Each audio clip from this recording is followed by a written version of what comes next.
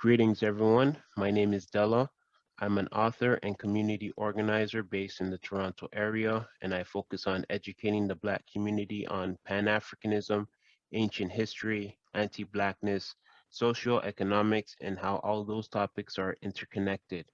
I'm currently pursuing my bachelor's degree in journalism, and I wrote my first book, 166 Days of Excellence, which is a calendar guide of heroic and courageous figures and events related to worldwide liberation advancements that are not normally taught in schools. The topic for this PowerPoint presentation is the historical foundation of systematic anti-Blackness in Canada, which was inspired by the book Policing Black Lives by Robyn Maynard, State Violence in Canada from Slavery to Present. I was motivated to do this four-part series to help educate not just Black people living in Canada, but everyone interested in independent studies that is purposely not taught in schools. I wanted to create an easy to follow timeline because this is the first book of its kind pertaining to history in Canada, and it was only written in 2017. I think it's very important to understand how systematic anti-Blackness works to build meaningful solutions for the Black community. As Black people, we are targeted, or at least know someone who has been targeted by some form of anti-Blackness, but just because we have been targeted doesn't mean we fully understand why and how we are targeted. Consider this example. If a stranger punched you in the face and attacks you, hopefully, I would hope your urge is to fight back and defend yourself. But just because you have the desire to fight back doesn't mean you know how to fight or you know how the stranger fights. If you have no knowledge in self-defense, you will only apply yourself to the first thing that comes to your mind in a reactionary emotional state. You can't stop the fight to learn how to fight. So the best time to train how to fight is anytime before it actually happens. But you will never know if a fight will happen. If you stay ready, you won't have to get ready. So in the context of anti-Blackness, education helps us understand how we are attacked so we can effectively build long-lasting solutions of defense. So before I get started, this presentation is dedicated to my publisher, Desiree Crooks, who transitioned in August to the spiritual realm, who fought against ovarian cancer. She was dedicated to teaching children, and she published a children's book on the liberation story of Queen Nzinga. And she was on the verge of actually opening up a daycare before the pandemic struck. I was blessed to have known her and published my first book with her, 166 Days of Excellence. So without wasting any more time, I'm going to jump into today's presentation.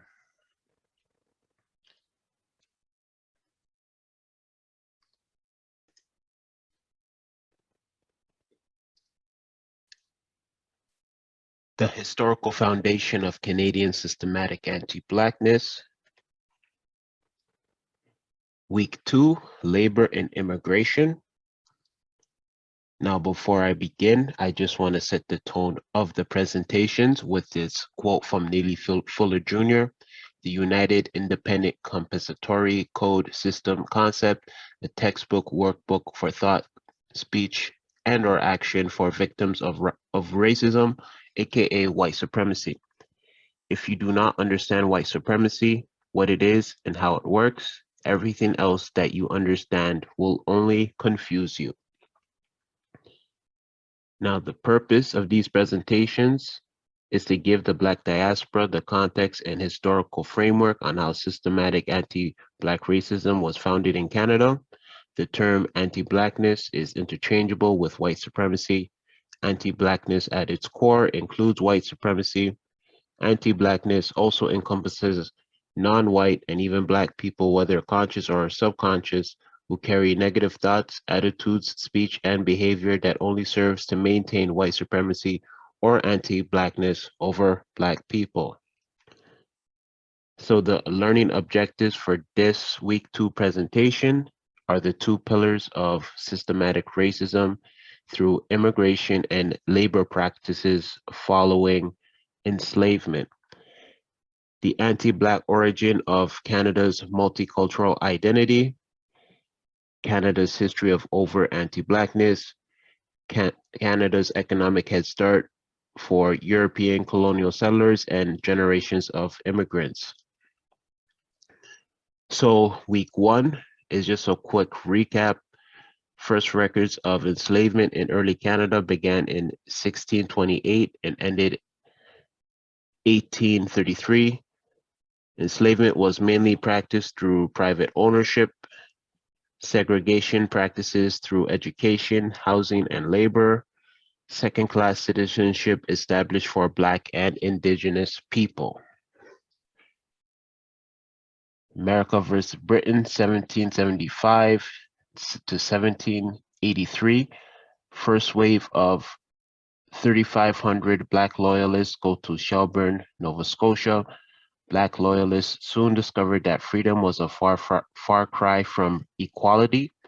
Land grants promised by British authorities were invariably delayed, smaller, and in worse locations than those received by white loyalists.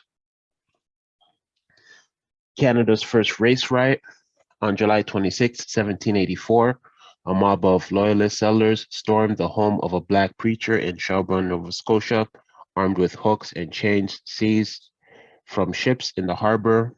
The confrontation ignited a wave of violence in Shelburne County that lasted approximately 10 days.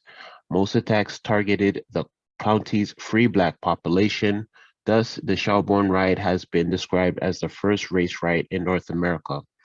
After the Revolutionary War, the Black pioneers were among the first settlers in Shelburne, Nova Scotia, and they helped build the new settlement. On its fringes, they established their own community called Birchtown, when hundreds of white disbanded soldiers were forced to accept work at rates competitive with their Black neighbors. The ensuing hostility caused a riot. And we're going to see a bit of a crossover with some of these slides with other presentations. To encourage white settlers to relocate to the island, an act of parliament was instituted in 1791, offering 40 shillings for every Negro bought by such white person. This was the 1791 Canada Act. 20 shillings equals 1 British pound. $1 in 1700 is equivalent in purchasing power to about $63.47 today. The first mayor of St. John, New Brunswick, was a slave owner, Gabriel G. Ludlow. As mayor from 1785 until 1795. Several restrictions were placed specifically on the growing Black population that continued after he left office until 1870. Black people could not take an oath to gain the status of freemen. They were prohibited from practicing a trade or selling goods in the city, prohibited from fishing at St. John Harbor, could not live within the city limits unless they were employed as a servant or laborer. 1813 to 1816, next wave of enslaved free Africans migrating to Canada. Land promises. Some Black loyalists in Nova Scotia and Ontario did not receive land grants as promised. Those who did were given smaller allotments located on land that was of poor quality in places physically segregated like North Preston in Nova Scotia and Elm Hill in New Brunswick. 1850, Fugitive Slave Act in U.S. More enslaved Africans would seek refuge in Canada. 1852, abolitionist journalist, supporter of the Underground Railroad, Mary Ann Shadd, in The Voice of the Fugitive, coins the term anti-slavery Negro hater for white Canadians. This describes the illusion of the moral superior attitude white Canadians had towards white Americans and what they called the Negro problem.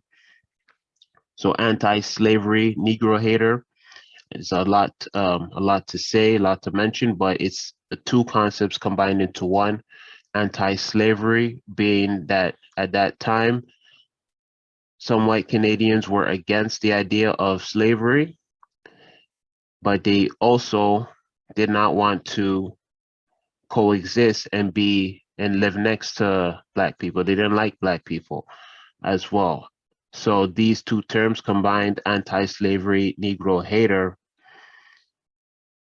they did not want to actively coexist with Black people, and it will be demonstrated in the following decades. White Canadians thought the best way to deal with the Negro problem in America was to block Black people coming in to Canada in the first place, and they didn't logically think that that was racist. This is a picture of the voice of the fugitive. 1855 to 1941, pass system for Indigenous people, increases state surveillance of Indigenous reserves. The federal government developed the pass system, a process by which Indigenous people had to present a travel document authorized by an Indian agent in order to leave and return to their reserves. And surveillance was also it was a big thing with Black people as well, including Black women. Here's another picture of the pass system. So 1861 to 1865, we have the American Civil War. 1865 marks the beginning of the end of enslavement in the United States. 1867, British colonies in North America consolidate Canada as a nation on stolen land. 1876, the Indian Act forced Indigenous into reserves. Indigenous were not residents of Canada, but wards of the state, designed to eliminate Aboriginal culture and assimilate Aboriginals into English Canadian society. The act defined who was an Indian and regulated Indian status. I should say Indigenous. An Indigenous woman who married a white man lost her status. Indigenous could not be doctors, lawyers, ministers, or attend university if they wanted to maintain their Indigenous status. Potlatch and other ceremonial and spiritual practices were banned in 1884 as an amendment. And I mentioned this in the first week. I did not write this part. This is actually just a picture, but the Indigenous community prefers to be referred to as either Indigenous or Aboriginal and not Native Indian. So 1896. So now we're going to start to get into more of the immigration policies. Salaried immigration agents promote white immigration, discouraging Black immigration through unnecessary medical examination. Medical examiners were paid bonuses to deny Black immigration. Black American doctors paid to promote Canadian climate as dangerous in Oklahoma and Kansas to would-be Black immigrants. This was Canada's way of dealing with the American Negro problem. So they were paying doctors to tell would-be Black immigrants that the Canadian climate is too dangerous, probably something to the effect of it's way too cold for Black people to come to, so just stay in America. So white labor movement. When the labor movement began momentum in Canada in late 19th century, workers began organizing the formation of trade unions for the purpose of improving the quality of life through working conditions for employees. This was exclusively for whites, as Black workers were systematically denied membership. So this was essentially a white nationalist club cloaked in the veil of a labor movement. 1910 Immigration Act. The federal government mandated racial discrimination with the aim of keeping Canada British and Anglophone. Section 38 of the 1910 Immigration Act authorized the government to prohibit the entry of immigrants belonging to any race deemed unsuited to the climate or requirements of Canada, or of immigrants of any specified class, occupation, or character. This was a major whites-only immigration policy restricting Black and other non-white people out. It's white nationalism. Groups who petition against Black immigration from Oklahoma to Immigration Minister Frank Oliver, Edmonton Board of Trade, Orange Lodge, Edmonton chapter of the Order of the Daughters of the Empire.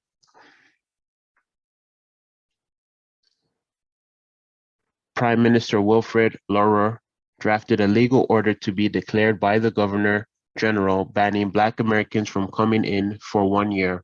While the order was not officially declared, the efforts effectively halted Black immigration into the prairies by 1912. In 1911, William Thoburn, the Conservative member for Ontario, said in the House of Commons, "Let us preserve for the sons of Canada the lands they propose to give to niggers." So this is what they're saying in the House of Commons in Ontario. So 1896 to 1914, approximately 3 million Caucasian settlers came to Canada compared to the 5,000 who came from the Caribbean and the free Africans from America. 1910 to 1911, Calgary and Winnipeg called for the halt of Black immigration. 1911 to 1911, 58 Black women from the Caribbean deemed morally unfit to migrate to Montreal. So we're going to get into more of this aspect in the next week's presentation, but what they mean by morally unfit was the hypersexualization. 1916, Dominion Iron and Steel Company in Nova Scotia imports Caribbean workers for lowest wages and most dangerous jobs. So now we're getting into the theme of when Black people do come to Canada at this time, it's for the lowest wages and basically the jobs that nobody wants to do and are too dangerous. So 1941, 80% of Black women in Montreal employed as domestic workers, working 16-hour days, working under hostile, anti-Black work environments. So World War II, 1914, North of the Color Line, which is a book, as you can see here on the left, examines life in Canada for the estimated 5,000 Black people from America and Caribbean who immigrated to Canada after the end of Reconstruction in the United States. Through the experiences of Black railway workers and their union, the Order of Sleeping Car Porters, Sarah Jane Matthew, the author, connects social, political, labor, immigration, and Black diaspora history during the Jim Crow era.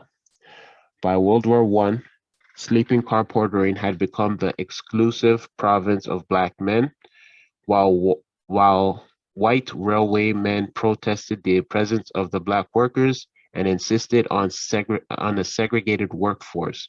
Using the first-hand accounts of former sleeping car porters, Matthew shows that porters often found themselves leading racial uplift organizations, galvanizing their communities, and becoming the bedrock of civil rights activism. So the KKK presence in Canada, 1920, St. Catharines, Ontario, lynching attempts of Black ex-soldier. 1922, KKK presence in Saskatchewan, Alberta, BC, Ontario, and Quebec. 1927, 1,000 KKK members gathered to burn a cross in Moose Jaw, Saskatchewan, and declare one flag, one language, one race, one religion, one purity, and moral rectitude. 1930, 75 Klansmen terrorized interracial couple Ira Johnson and Isabel Jones.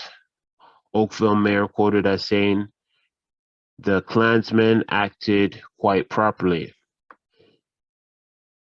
The Imperial Order, the same year, 1930, the Imperial Order of Daughters of the Empire and Women's Christian Temperance Union called for the protection of white women.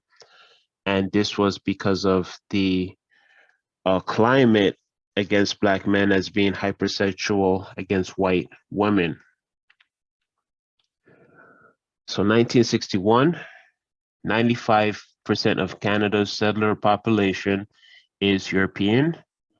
1962, Immigration Act removed all references to race.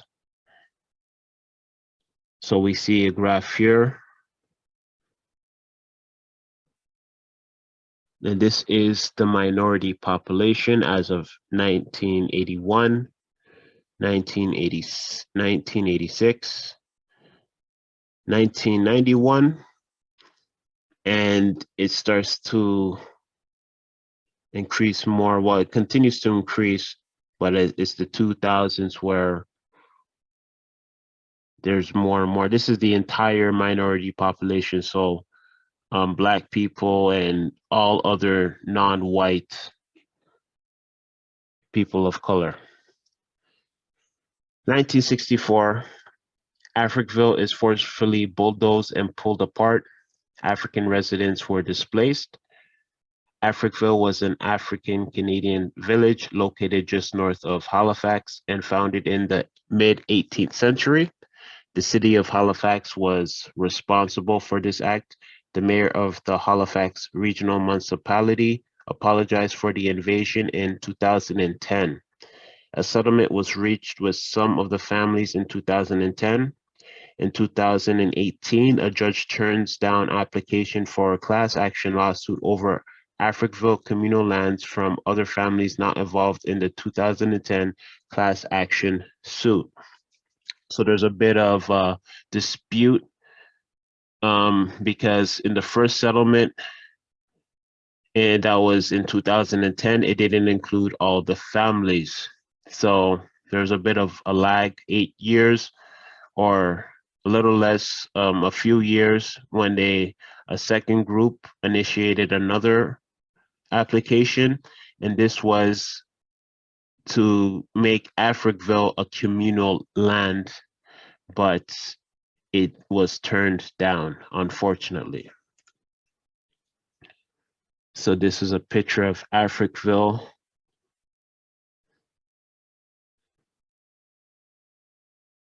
1967, Canada adopts a new flag. In 1969, last resident of Africville gives up home. And Africville is really a reflection of what was done throughout the United States when Black people got together and created their own towns and their own systems of living together, essentially. 1970, Canada adopts a new national anthem, O Canada. And this was part of the rebranding of Canada and its history. So Canada cleans up its national image. MP Health Macquarie in the House of Commons in 1970 demonstrates this era's distortion of history. The great moment in Canadian history, one which reflects its unique character among nations, is surely that it has achieved nationhood by peaceful means, by the getting together of different communities. So I'm going to read that part again, because this is a direct quote. The great moment in Canadian history, one which reflects its unique character among nations, is surely that it has achieved nationhood by peaceful means, by the getting together of different communities. And this was after they destroyed Africa. This was after they massacred the indigenous through famine and starvation. And this is after all the policies created against indigenous, against Black people through labor, through housing. So this, when I say Canada really tried to clean up its image, this is exactly what I mean. It wasn't just a new flag and a national anthem. It's essentially a tone deaf attitude to the real history of Canada. So it's essentially covering up and erasing everything that happened. And we're seeing now, as I said in my last presentation with the residential schools, that there are uncovering the unmarked graves from the residential schools. So it's a lot in this statement, and many statements were made like this. Many statements were made like this from other leaders. Well, I shouldn't say made like this. This was a very tone deaf statement, but we had prime ministers make statements about Black people. We've had, I just mentioned another statement before that was mentioned in the House of Commons. So the history, it wasn't as if the history of Canada wasn't known. The history of Canada is literally in the legislation. It's literally, it's not, it wasn't hidden, especially to other politicians, but this was just a tone deaf lie to rebrand Canada as somehow a peaceful nation getting together of different communities. So this whole multicultural identity was really cooked up to cover up the history. 1971, Canada formally adopts a multicultural nation by Prime Minister Trudeau, which is the father of the current Prime Minister, Justin Trudeau, who was caught in a blackface scandal last year. Formerly enslaved Africans are already existing in the lowest poverty conditions for several generations. So this is very important, especially with what this MP previously said in 1970.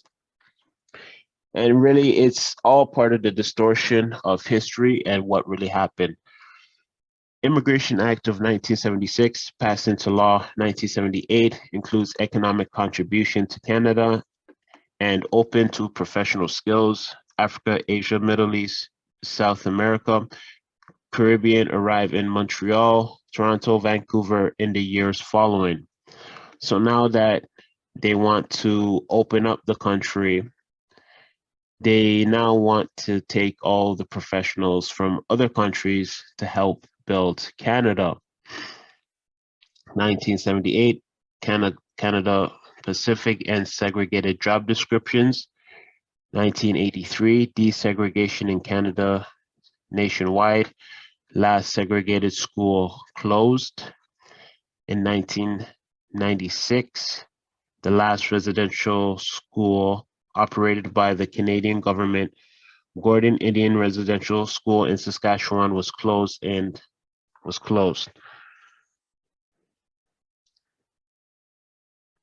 Yeah, so this is the same graph, the minority population through 1980 to 2000.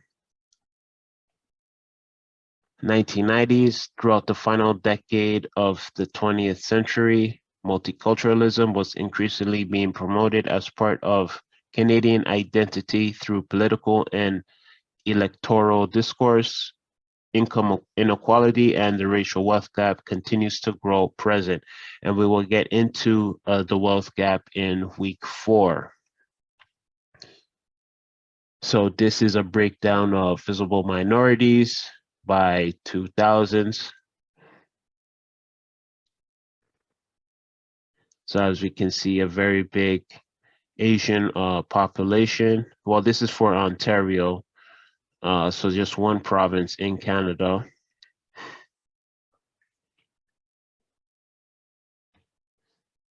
So that brings us to the end of labor and immigration. Canada has been calculated in their role in chattel enslavement and segregation. This laid the foundation for segregation, immigration, education, housing, and labor policies into a society shaped to be an anti-Black environment following enslavement. Policies systematically instituted second-class citizenship on Black Canadians and Indigenous, while simultaneously privileging white Canadians. Canadian society has been just as calculated trying to erase their history of anti-Blackness by adopting multiculturalism. Canada is a common but separate structure, part of the worldwide ideology and practice of anti-Black oppression, next to less popular struggles in Brazil, Australia, and South America. Eurocentrism was prioritized before, during, and after enslavement was abolished in Canada. Canadian society is guilty of passive and aggressive support of policies undermining Black independence and economic self-sustainability. The commitment to multiculturalism was used to help further displace Canadians, Black Canadians, and weaken group economics. So the key areas was state policies, specifically immigration, labor, and the results: poverty, police state, mental health, miseducation, increasing wealth gap. So in week 3, we'll be going through criminalization and sexualization of a Black identity, and we're going to get more into now the distortion of our image as Black people in Canada. So thank you again for tuning into this, tuning into week 2 of the systemic history of anti-Black Canada. Hopefully you've learned a lot. Hopefully you've been taking notes. I know there's been a bit of crossover with the slides from this week and last week, but it's very important to really show exactly how essentially everything how the systematic structures came to be. So if you want to support in helping me create more free resources and education presentations, I will leave a link to my book, 166 Days of Excellence, down in the description box. So until the next presentation, take care of yourself and thank you for tuning in.